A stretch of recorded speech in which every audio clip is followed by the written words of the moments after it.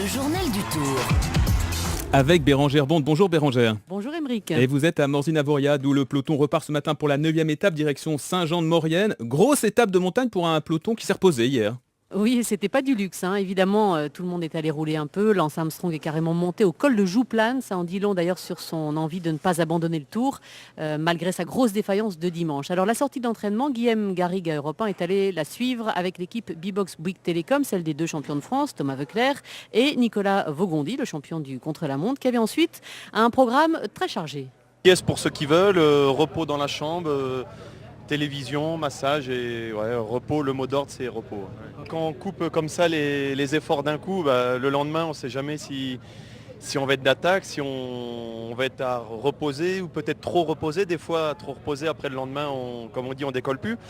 Mais quoi qu'il arrive, tout le monde a le sourire ce matin parce que c'est récup et ça c'est important. Voilà, et pour certains, les familles sont là. Conférence de presse pour d'autres, comme Christophe Moreau qui annonce sa retraite après 16 ans de carrière, champion de France, 2 Dauphinés gagnés, une étape du Tour.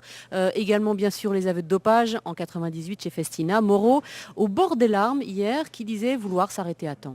Finalement, je suis très ému, mais c'est une belle chose. Et ma femme est là, les enfants sont là. Et je suis très content et sortir autrement, ça n'aurait pas été possible. Je suis quelqu'un qui a toujours fait du vélo pour être le meilleur, pour être devant.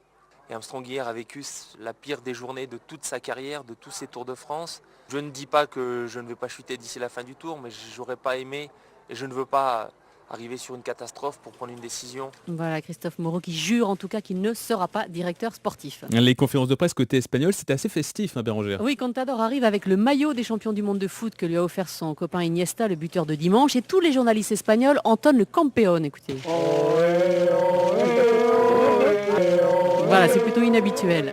Du côté du maillot jaune, Cadel Evans, pas la même ambiance, pas de conférence de presse du tout d'ailleurs, mais le directeur sportif de son équipe BNC, John Lelang, nous a dit ce qu'il comptait faire de ce maillot.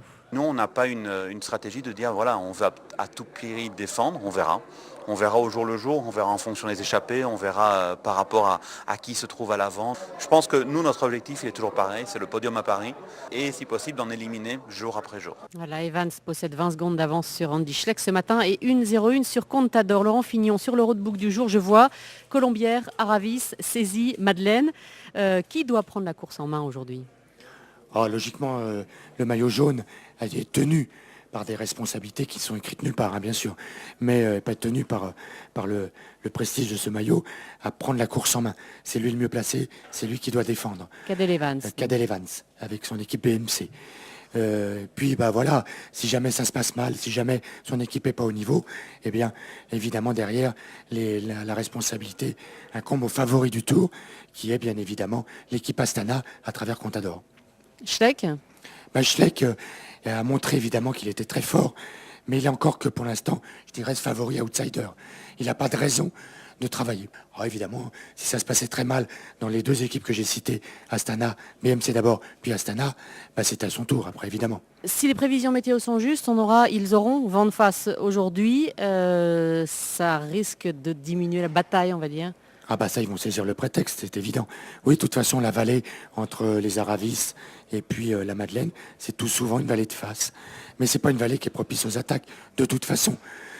Donc là, il va s'agir de la passer du mieux possible pour les leaders, c'est-à-dire perdre le moins de temps possible sur des échappées qui ne vont pas manquer de se faire, sur des seconds couteaux qui vont vouloir se replacer.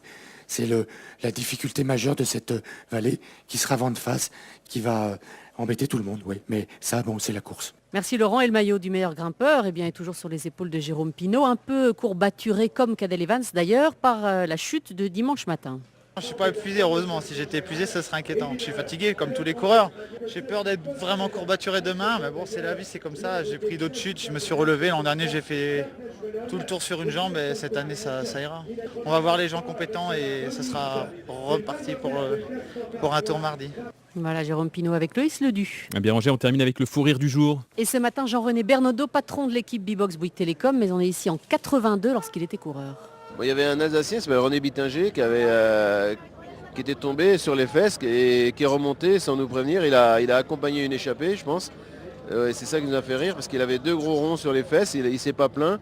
Il est parti et ça a fait rire celui qui a voulu le suivre dans cette attaque parce qu'il a vu, et il avait les fesses à l'air, 2 gros ronds rouges sur un cuissard noir. C'était une belle poulée de rire, on était une vingtaine derrière, c'était un vrai fou rire. Ouais. On s'est excusé auprès de René Bittinger, mais c'est vrai que lui, ça devait lui brûler un petit peu. Puis nous, on était tous morts de rire. C'est vrai que ça avait arrêté la course et les attaques se sont arrêtées à cause de ce fou rire contagieux.